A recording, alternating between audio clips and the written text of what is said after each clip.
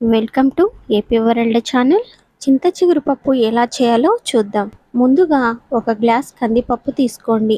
తర్వాత కొన్ని పచ్చిమిరపకాయలు, 2 టమాటోలు వేయండి. తర్వాత నీళ్లు పోసి బాగా కడగండి.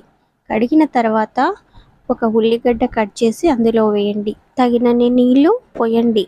కొంచెం పసుపు కూడా అందులో వేయండి.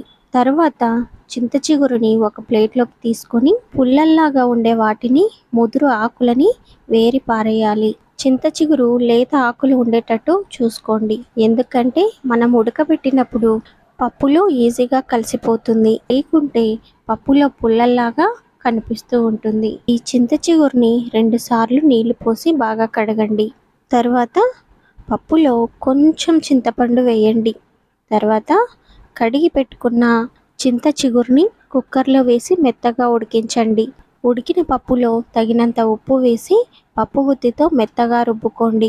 తరువాత కడాయిలో కొంచెం నూనె పోసి వెల్లుల్లి రెబ్బలు 4, కొన్ని మినపగుండ్లు, ఆవాలు, జీలకర్ర, ఎండుమిరపకాయలు 2 వేసుకోండి.